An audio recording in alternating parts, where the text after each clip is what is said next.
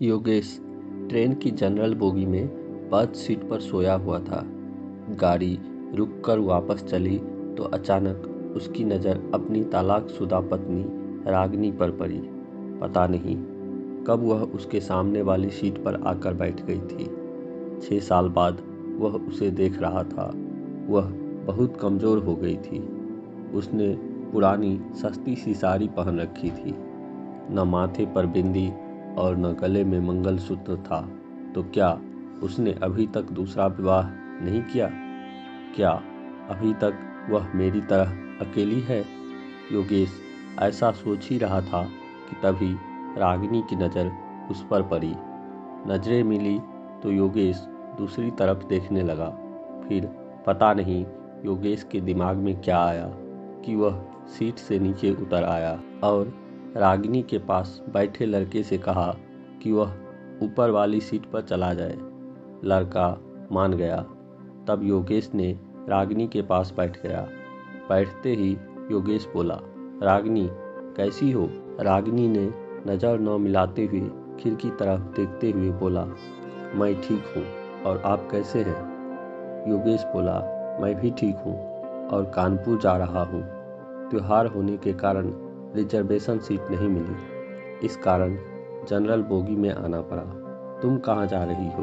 वह बोली, मैं भी कानपुर ही जा रही हूँ। आजकल माँ वहीं बड़े भैया के पास ही है, बीमार है, इसलिए मिलने जा रही हूँ।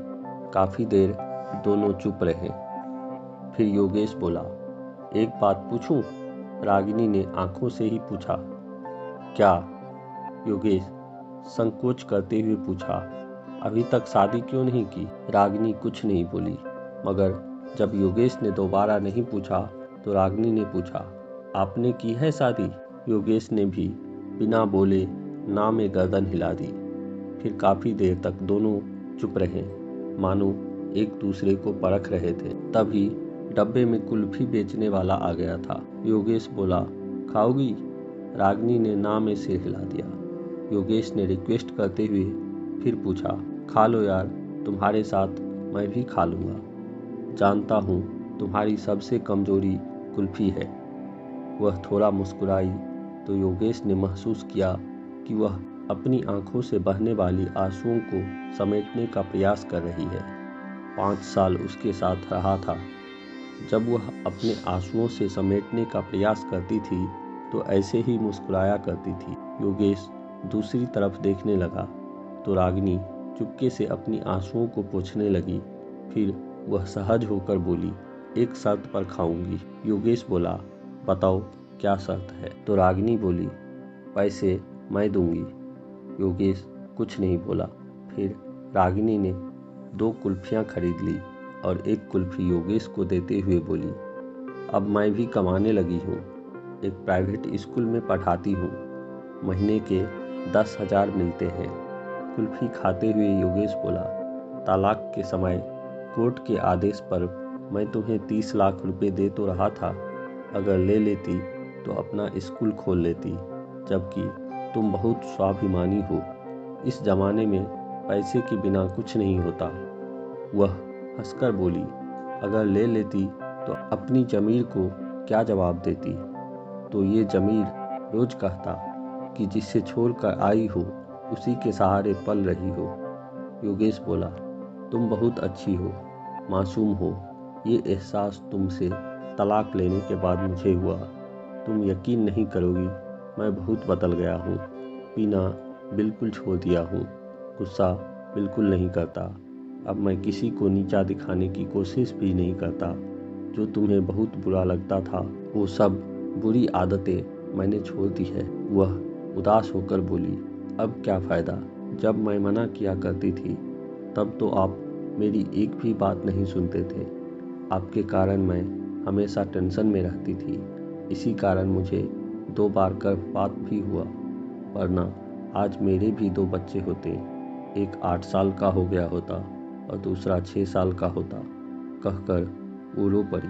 बच्चों की बात पता चली तो योगेश के भी आंखों में आंसू आ गए, लेकिन वह तो पुरुष था तो आंसुओं को पलकों तक पहुंचने से पहले ही पी गया और बोला, कभी कभी लगता है मैं बहुत बुरा आदमी हूँ। मैंने कभी रिश्तों की कदर नहीं की, उसी की सज़ा झेल रहा हूँ। आज बिल्कुल अकेला हो गया हूँ। अब माँ भी नहीं रही। माँ के न होने पर रागिनी को बड़ा दुख हुआ और बोली, माँ को भली चंगी छोड़कर आई थी, उनको क्या हो गया था।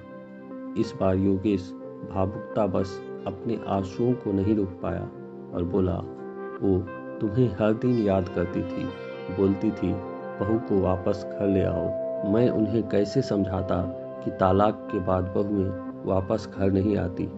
फिर दोनों के बीच चुप्पी छा गई थी। तब तक कानपुर आ गया था। स्टेशन आने ही वाला था। योगेश बोला, वापस कब जाओगी।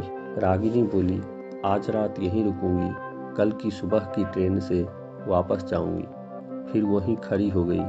योगेश भी खड़ा हो गया और पूछा, कितने बजे वाली ट्रेन से वापस जाओगी। रागिनी बोली, हम गरीब लोग हैं, रिजर्वेशन नहीं करा पाता, जनरल डब्बे में ही सफ़र करते हैं, इसलिए जो भी ट्रेन मिलती है टिकट लेकर चढ़ जाती हूँ। इतना कहकर वह नीचे उतर गई। योगेश अपना सूटकेस संभालता हुआ उसके पीछे लपका और बोला, अगर मैं रिजर्वेशन की 2 टिकटें ले लूँ तो मुझे पता है कि तुम मेरे साथ नहीं चलोगी, लेकिन मैं तुम्हारे साथ सफ़र करना चाहता हूँ। जनरल में ही चलूँगा। बताओ कितने बजे यहाँ मिलोगी। रागिनी ऑटो में बैठती हुई बोली, 9 बजे, कल 9 बजे यहाँ पर मिलूँगी। फिर उसके देखते देखते ऑटो आंखों से ओझल हो गया।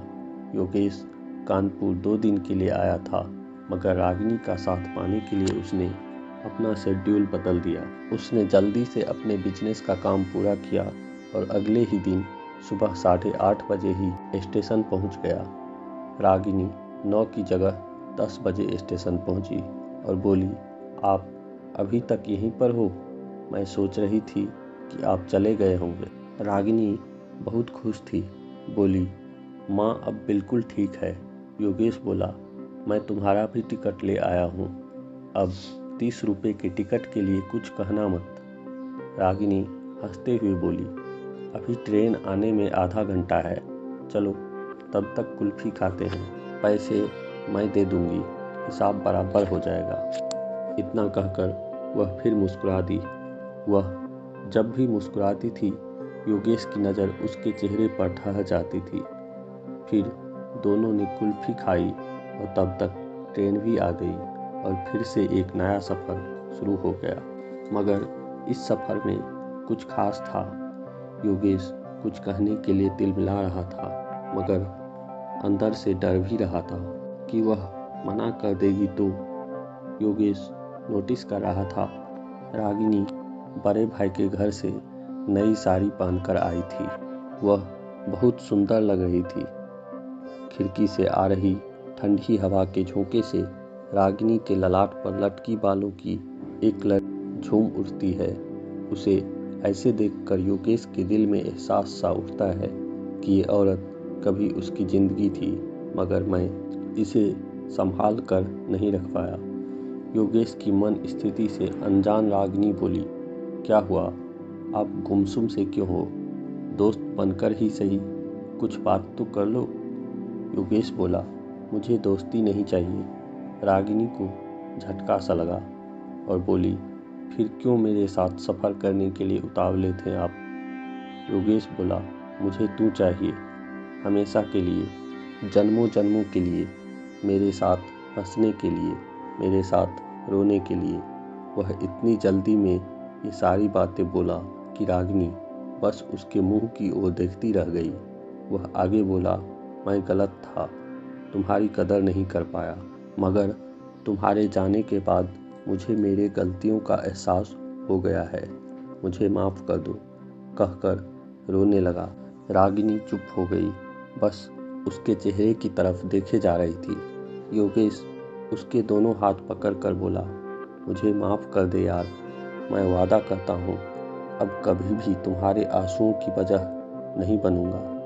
तू जो कहेगी वही करूँगा, कृपया लौट चल। रागिनी ने माथे पर साड़ी थोड़ी सी पीछे सरकाई और बोली, इधर देखिए जरा। योगेश ने देखा, रागिनी ने मांग भर रखी थी। वह बोली, मैं जानती थी आप यही सब करोगे। मैंने कल ही सोच लिया था कि अब अकेले चलने के दिन खत्म हो गए हैं। मेरा हमसफर लौट आया है। अब आगे का सफर उसी के साथ तय करना है। थक गई हूँ मैं अकेले चलते चलते। कहते हुए वह अजीब सी मुद्रा में मुस्कुराने लगी। योगेश बोला, मैं जानता हूँ जब तेरा दिल रोने को होता है तब तू ऐसे ही मुस्कुराती है। मत रोक इन आंसुओं को, इन्हें बह जाने दो, दिल हल्का हो जाएगा। इतना सुनते ही रागिनी का संयम जवाब दे गया। वह जोर जोर से रोने लगी। पूरे डब्बे के लोग उन्हें देखने लगे, मगर रागिनी ने लोगों की परवाह नहीं की। वह योगेश के कंधे पर सर रख कर रोती रही। कुछ देर बाद रागिनी का गांव आ गया। गाड़ी कुछ पल रुकी, फिर चल पड़ी। रागिनी को अब वहां उतरना ही नहीं था। जिंदगी में एक नया सफर फिर से शुरू हो गया था। अब उसकी मंजिल मायके नहीं, पिया का घर था, जो बरसों से उसके लौटने का इंतजार कर रहा था। वह अब भी योगेश के कंधे पर सर रखी थी, आंखें बंद कर मंद मंद मुस्कुरा रही थी, एक मासूम बच्चे की तरह। दोस्तों, आपको यह कहानी कैसी लगी कमेंट करके ज़रूर बताइएगा। वीडियो को प्लीज़ लाइक कर दें, शेयर कर दें और चैनल को भी कृपया सब्सक्राइब कर लें। धन्यवाद।